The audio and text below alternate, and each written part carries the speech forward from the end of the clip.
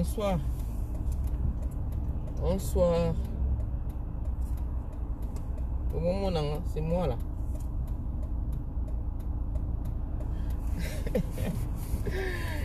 Eh oui, je suis fatigué.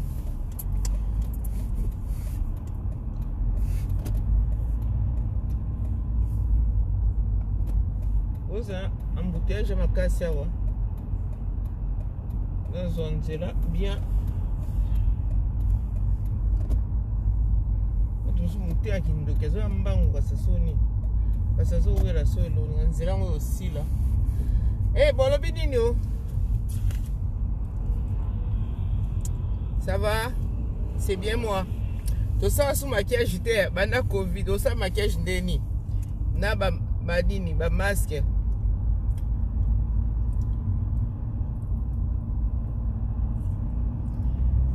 En tout cas, mambo koyo. Et a compliqué. Et accident, maman, et on les aura la tigesse, ma sœur. On est là le samedi, vers les autres. Ouais, bien. J'ai mis ton bambo te belé. Bambo te belé. Boyo kanga.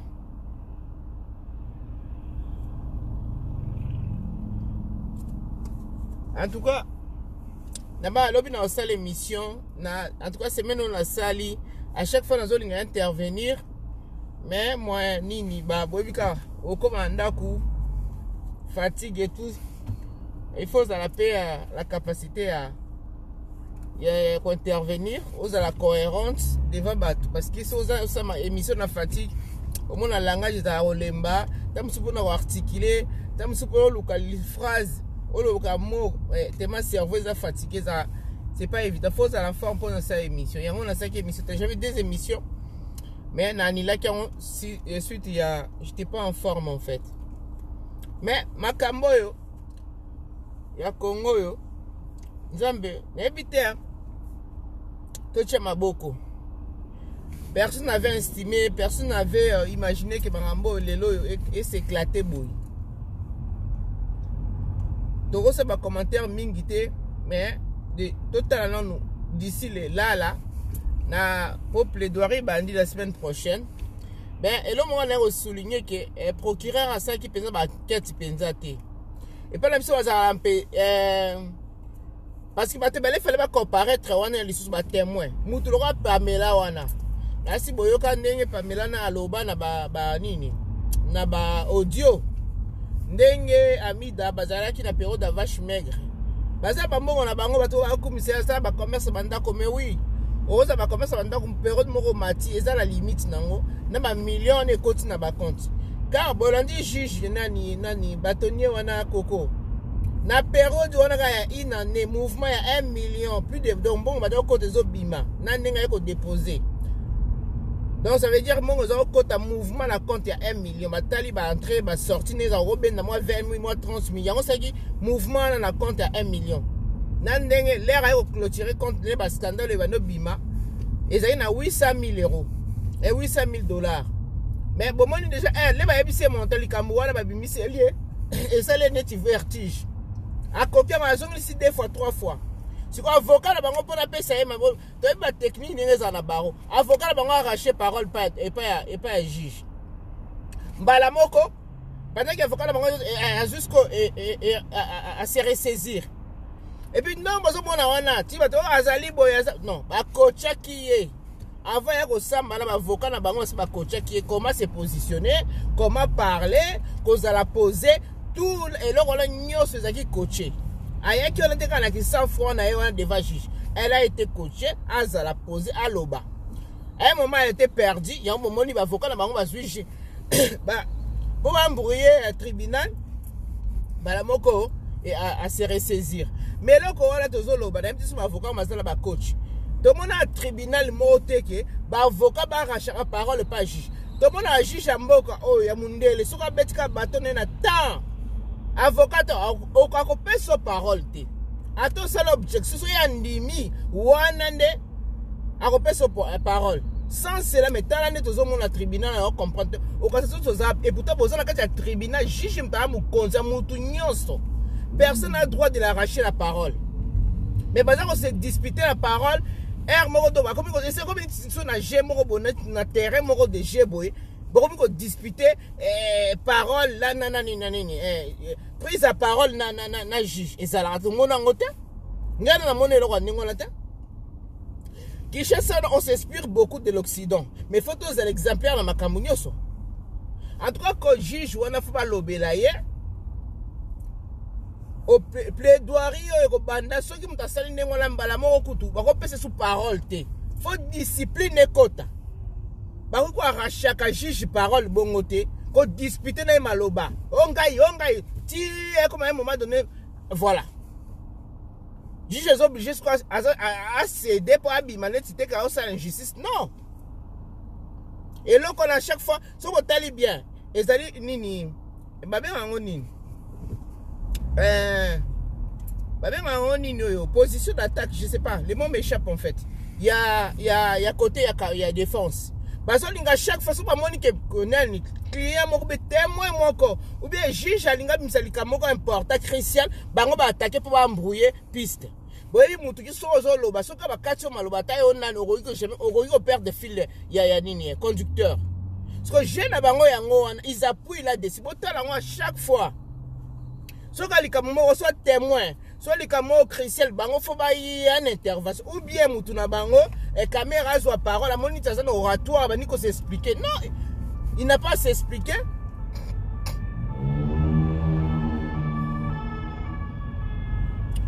Il n'a pas à s'expliquer.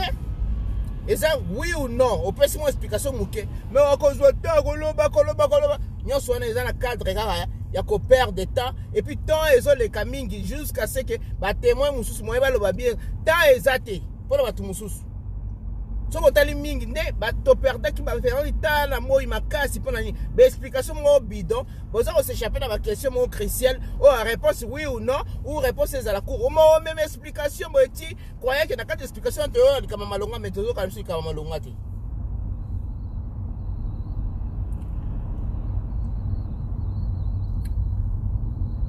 tozana bezo te mbongo wana kenda wapi mbongo wana pona nini eza peka mawa mingi na Congo wana makamndenge zoleka mwana loba eza te qui racisme qui tribalisme non c'est des gens toujours qui ont des bazana bandambu c'est des gens bana mawa te bazo soka ko tafu na monga Congo na ninga mukite bozo nganga opulence oyo bazako la kisabiso bo mona ba video masaro ezo bimaka ya mike masaro wana na kisonas ataki aja sonas mbongo wana ye azai ko sakana nango azoki ngo wapi to boni sur le ba nini ba fiche ba cadastre ba certificat d'enregistrement et bimie belé sur ya ba mbongo ba ndako asomi kan espace oyo et puis voilà objectif nanga ngana osu ko perdre de fil nazako ba ke procureur wana asalaki mona mboko poni basaka procès ils aura 1 an 2 ans 3 ans parce que le temps que basala ba investigation nyonso le temps que bazwa ba enquête ba mener ta mususu ba témoin mususu ba kwa ko bima et puis ndengo nde ba élément nyonso ko ta mpesa ba biloko mususu ezali wana ba yebi yango ta banda ko mususu esomba mi ato ebiso ba ta poto to yebi yango na nini wana na période nini na 15 mois oh baso minda kwa munene na poto awa mais to yoki yango na dossier kuna ta bama kame belé mutu lokwa Pamela il fallait ba attendre tata wana oyo azai koloba kaba 180 conteneurs wana o ba dedona ki ofele wana il fallait attendre ba témoin belé il fallait ba attendre bango na procès oh mais procureur général amenaka investigation ba kene trop vite. Encore fait la malade depuis 1 an 2 ans basambisa mutu te bokangeka na boloko tile boko réunir makamuni sur les manus bo fungoli procès mais ma Congo za nka mbangu ba beleme beleza ko échapper na cour wana makambe beleza eza procès mo munene ba témoigner sur ba koloba te ba makamuni sur ko bimate total là d'ici là tam sur Obima mais nous on déplore il fallait pas témoigner belé bas à la témoigner na makambo même matin na Kinshasa te na Occident ba sombi pe awa bambongo wana biloko ba ndako wana soko saisir ngo Il y a mbongo à l'État congolais. Bambongo wana ko ebima ba millions bozo mo nezo bunga lezo e ma place ekete. Yango wana basomi somi no banda kwa.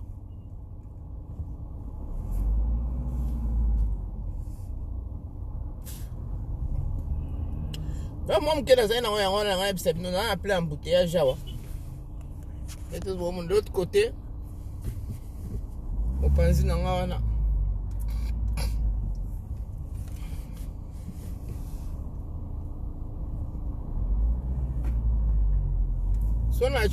une horizontale, on a des commentaires. Il y a peut-être ce besoin comment ou pas.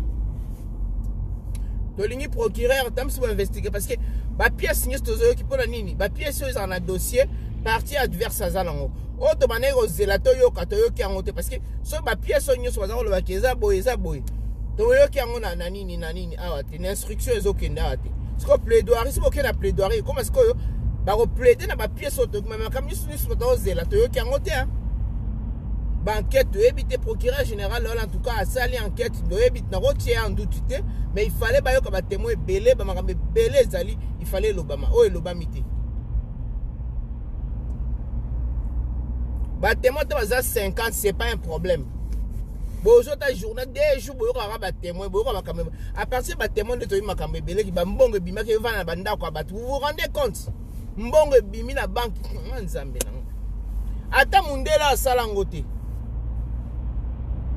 et bela mbongo bongo et que va nanda ka bato pendant que ba congolais bazo souffrir nzala pasi bato bazo kufa pona bilo pona manque de traitement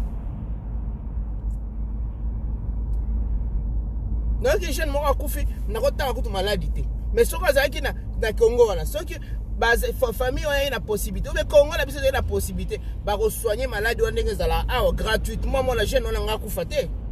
Mais tozana ba soin mbongo te be mbongo yango wana batu moko boye ba olangwa mbongo batu moko ba osaso ba biso luni basala mbongo te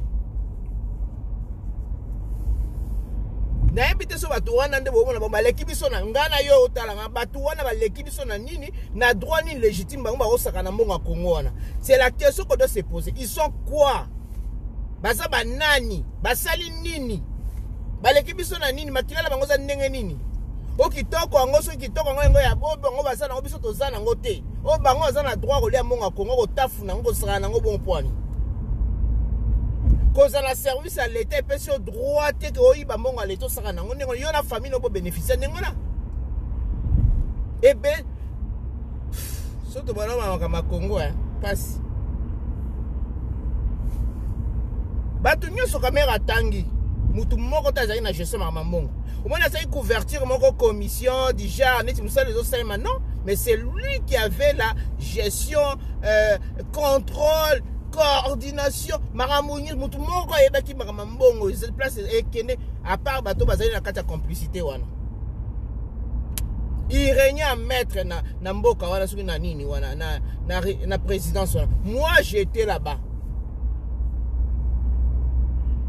Tu vas pas te mususu toro banini bazoka non bakalo ne wuti nde pa na ye de comprendre ngo lelo ba langi ko niko se délier oh kuta tribunal na biso batuka ya kati kende to kenda wana to na salle d'audience ba yebisi parce que anti chambre des fois avant quand t'as pas président faut quand on pas na ye après boleki boké comme on a président ba yebisi président ye bon taper si biso rendez-vous ba yebisi que délégation française ali bazo abi ba okota te caméra mutak verou ya ko so biso to keneki ngai lore na mona facha ne passer te likola caméra wana caméra nana wa oloba na caméra na oya batu nyoso wana bazeka batu yusu ba olenga ti to condamna ba conseiller na ke o ba sa musala te rapport moko te conseiller ko constater boye comme pas président et comme raté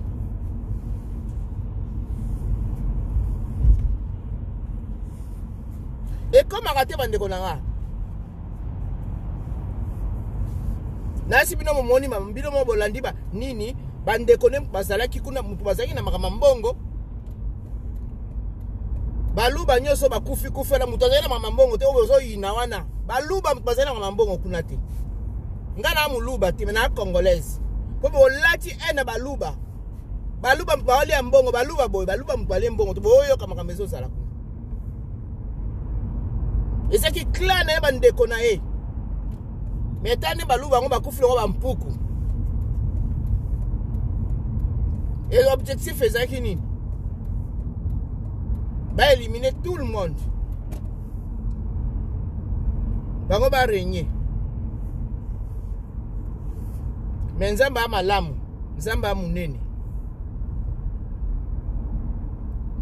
Nzamba munene, mo ma bondeli ba congolais ba star ba mikolo nyo so ma bondeli yango to mona ba vérité zo bima oyo. Congo nzambe vraiment eza Congo to kendi kaka. Nzambe asungaka moi, asungaka fachi. Koza liboso ye na pouvoir apesi mboka na maboko nzambe. Mais bozo mona ke loko wala tiki tozo ko na ko kangwa malembe.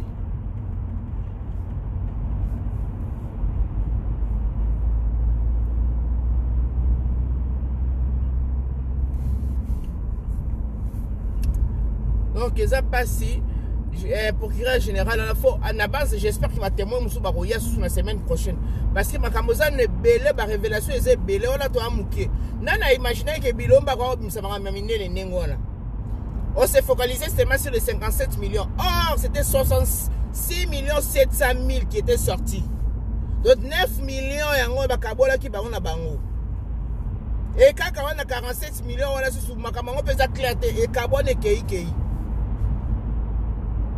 Na mona mutu mwa se calcul na ba monta ba kuya ba mbongo o na maison ba ngoma sali na minute et ça dit ka soki 12 millions mutu sente yani ti dépenser bongo 35 millions wana eza wapi yango ba ndengo na ngai il faut mbongo wana ba kena bango tisuka mbongo wana nde bima parce que lelo soki so niti ba disparaître o soki boloko so nini non faut mbongo wana pression mbongo wana bima. Ba millions na ba bombi kwa quelque so ba kunda quelque chose à ba banque faut l'état congolais tient main dessus à récupérer ngo à ça ba projet pour na ba congolais o azaki nango. Je me vois mal un français ici mbonge belende ngwana oya etanga me mutu nyoso congolais so za droit ko liango tapsu na boete mais akoli yango na hôpital akoli yango na nzela akoli yango na habitat akoli yango na modèle o etanga meliama. Mais c'est pas pour un individu, pour un clerc comme ça on akoli yango puis là si ba voiture nde mabe banda kunde mabe luxe nde mabe mais non to mona ngota.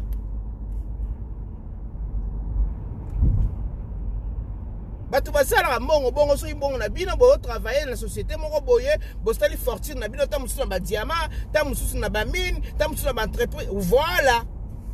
Mais na ndenga l'état te ils peuvent s'enrichir na ndenga na bango bazako sama kam na bango ndenge to mona ba grand commerçant nini ba baro ya mokilo yo baza ba pétrolier baza ba ceci baza ba ceci mais bino ka du jour le même boum beaucoup ba millionnaire.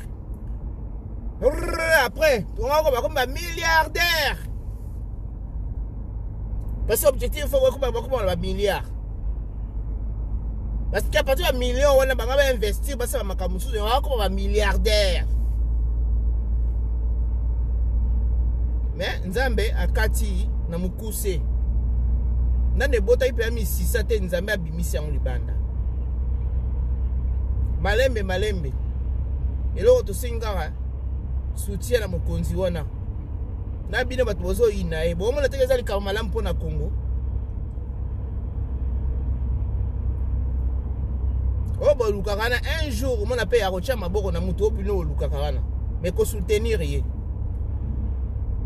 bilo ebele teka mina mondi utu mona le la uto suspendre ce qui est parti moko ya hôtel de notre hôtel intercontinental on a ezala ki cédé mais ba transaction ngo makama on ezali transparente a bloquer ngo bisike bele bateka wenze na biso le tozo kanza na mune bateka ngo na ba libanais nani kalina na biso atene la gomba bateka ngo na zoé ba biloko bele bateka te mo na ngo bela l'état biloko l'état bateka ngo na batu moko boy o tanga biso bateki te ba privatiser ngo comme ya bango mais non to mona ngo te loi moko ezate pour na batu wana.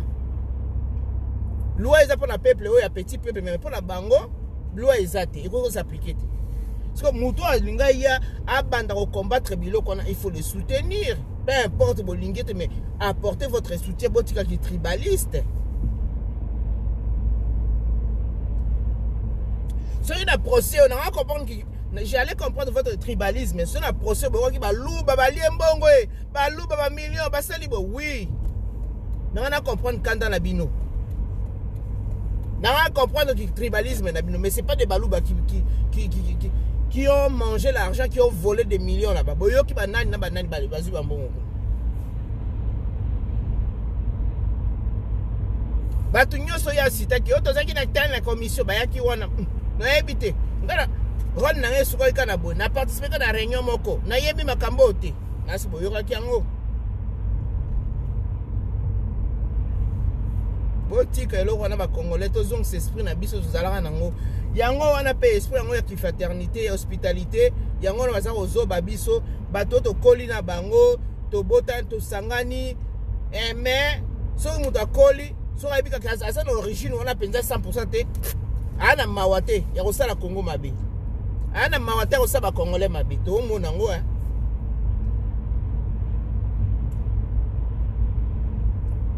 place mbongo ezali mutu ko pengwa mutu ko zala tenter ko zo mbongo moko be moko yiba mbongo ya musale bele bongo te peut-être na 66 millions de bazali so 9 millions na kaboli mais 57 millions de sali musala.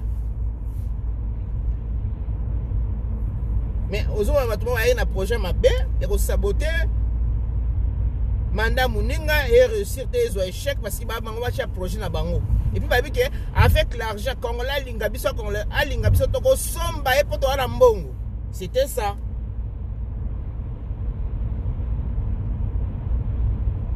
Toko somba congolais pose congolais. Moi, bon, a dit que système on est ya pour appauvrir congolais, pour réduire congolais, pour comme ce congolais esclave na mboka na moko, mandia na propre mboka na moko, kosi sa congolais l'olendo, kosi sa fierté pour moto. Balongola ba casser tout ce qui est opérateur économique. Bon moi na so mboka la biso toza ba famille batambongo. Bazala rasusute. Parce que quand vous avez des opérateurs économiques, c'est la force d'un pays. C'est la force d'un pays. Mais bozana bangote, à part ce côté politique, dans une mois bon, mon ani moi moutou. Yo mon ango wapi batu. Et pour ta politique, on fait pas la politique pour s'enrichir.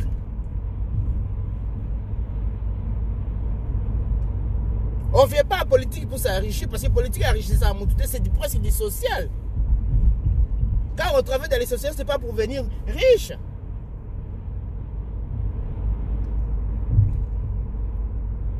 Quand on a na nini zala opérateur économique zala soki nani pona okoma mutambongo créer une industrie na yo créer une entreprise non minière c'est là qu'on vient riche.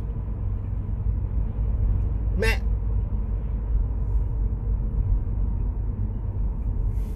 Congo m'a trop moi j'ai même une petite copine, collègue, moi à la vingtaine d'années, je crois à la 30 ans. Et puis moi, une malienne, maman Laurent, je comprends pas. Chez vous là-bas, des Libanais, machin, vous êtes un pays qui a une richesse, mais c'est les autres qui sont riches. Regarde votre les jeunes, machin, Abedachou. Comment il peut devenir riche comme ça au Congo? Et puis il n'y a même pas des jeunes Congolais qui sont riches comme ça. Nakamwe, moi na poto, azo yipsanga makambuana. Et les Kelinga. Donc non, moi je suis dans les marches des Congolais. Nous sommes des Africains. Quand il y a des marches comme ça, je participe. Gabi Ambo, oui. Donc moi, je crois que ça a 27 ans, on a âge d'état, ça va 27 à 28 ans, même pas la 30 ans. Ba embauché Kalamik Telamoussa, ça jeune diplômé. Un collègue nanga. Et puis c'est un mawa.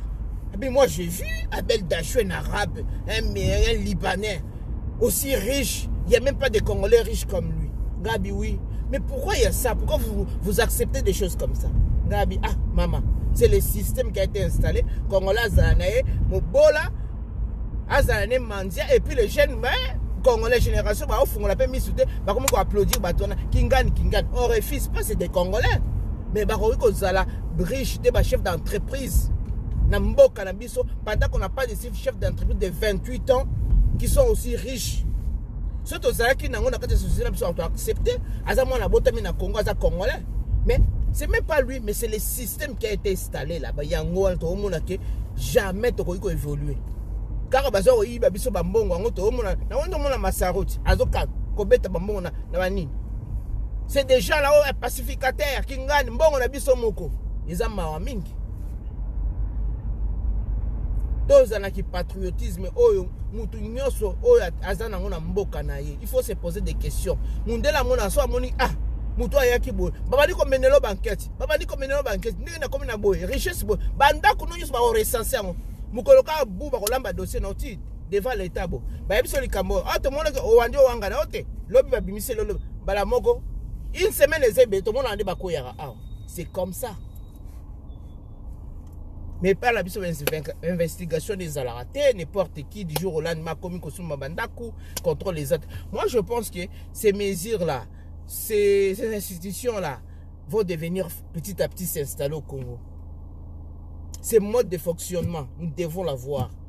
Et nous avons des gens qui sont capables, qui ont été à l'école, qui ont des expériences, qui sauront faire comme ici en Occident.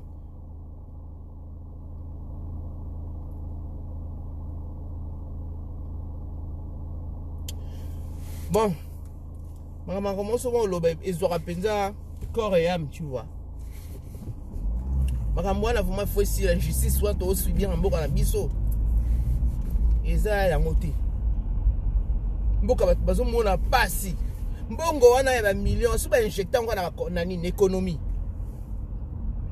Bato bakozala bien, ba o batekaka mbongo banda ko circuler, bakambe kozala bien, banda ko kitatalo, biloko ko leko kitata, makambe kozala bien, création d'emploi nan. Mbongo la million nga bisi bino. O bona fache na ko même sa société mo tam so investisseur baza na nini, boye ba na mbongo na bango nyoso ezata bibo. Ngai investissement nini industrie to sala entreprise to sala tam susu et fabrication ka tam susu ya ba na pesa ka neti ya ba nini ya ba téléphone par exemple.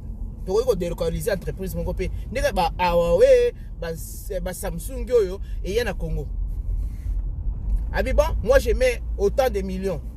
Yo j'ai autant de millions. Bah Kondima, tu as créé combien d'emplois? En même temps, nous allons créer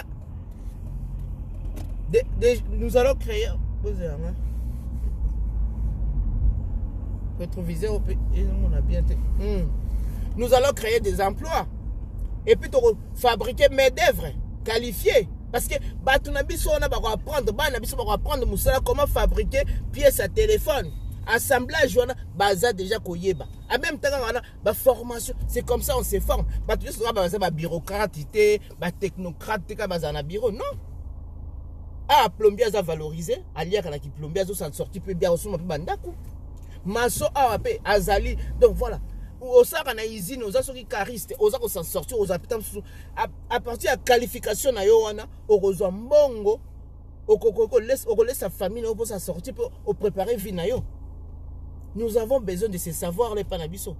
Chinois, comme les Chinois, ils sont c'est parce que la délocalisation, les mondialisation dans les années 90, l'entreprise n'a pas savoir, qui n'est pas. Dès que mon ba imitara sac à net à Louis Vuitton. C'est parce que Louis Vuitton qui me met là qui va savoir comment faire sac wana. Après ba ba ibi maele wana. Les gens on va controverser comment la moki. Chinois ba osa mutuka te. Les ba me les savoir qu'on a bani ko yekolati ya ekoli ya stani mutuka. C'est la même chose. Et puis un Africain nous sommes intelligents. Nous voyons comment nous avons des ingénieurs makamba fabricants parce que nous n'avons pas les matériels. Mais ceux qui me tournent à Mbongo, c'est le moment d'évoluer. Tous les Mbongo, on a trouvé, bon, tous les ingénieurs qui gagnent dans le domaine tel, bah, pèse au cas où, bah, sont les matériels. Pour fabriquer ma bébé. Moi, j'étais impressionné, ma comme quoi, Covid. Jeune, moi, c'est qui tombe, c'est l'exposition. Ah, c'est le même système, tout le monde a une toilette, na biso. Oyem, balamoka, juste avec le main, contact, wana, balamo, ma ebimi. Ma yele, wana, zouang, wapi. Ndeka mundela fabrika eloko a présenter eloko na biloko tam so to komona matériel nini ba gadgets to oloba eza ba mona pe maison na basala ngo chaque année avec exposition ya biloko a futur tam sous machine moto utiliser appareil moto utiliser dans des ans ba expérimenter ngo to ba exposer ngo mais ces jeunes là il fait partie de ces ya batouana. Il suffit à ça là comment on appelle ça? Naba moyen de bord. Il suffit qu'à facha amona kaka projet wana ou nani kutu fachite ministre ya ba bien industrie et innovation je pense ces domaines là. Ba moni ba ko exploiter intelligence wana. Et puis ba ko fabriquer ma matériaux wana et ba ko teka en Afrique mobimba. Mais c'est comme ça que mboka évolue aka. Mais chez nous quand mbongo na ka muyibi batu ba soma ba peine loko moté ba créer pas entreprise té loko car ba ndako mona batu mo félé maele mo limité mundele so ayibi mbongo na a créer nango sikoyo biloko pour netikala. C'est comme ça ba blachisaka biloko na bango a wuti a sali mbongo na droit a côté ça on a immobilier a côté ça on a biloko kingani a côté ça on a entreprise kingani. Mais chez nous zaka asombi aza izini ache ba locataire sili asoma ki banda kuboy nasi bomona banda ma muzitu ba pesa wana otonga sona bazamba kuna to nzambiranga atongi château batango inaccessible écoute. Mais mbongo boni ekotaki na place wa château wana congolais zaka passe na lobe belé mais toza besoin ka réalité mbongo wana zonga. Bon, on est zonga, c'est pas normal. Parce que c'est kabiso non, tas d'argent, tas de millions. Pour ceux africains, c'est pas autant là, hein. Ils ont kabiso mon côté, hein.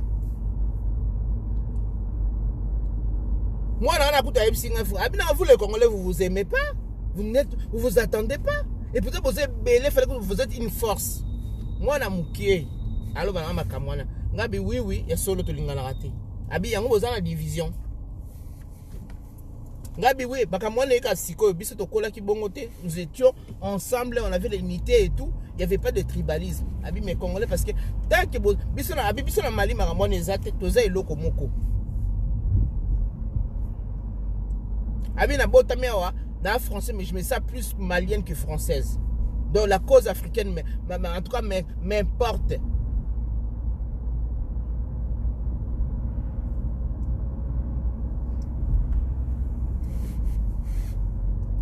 Bon, mes amis, laissez-moi live au capot. Il fallait qu'il y ait bima. J'ai pas eu le temps de faire le live chez moi. Donc, on a payé ma outil sala.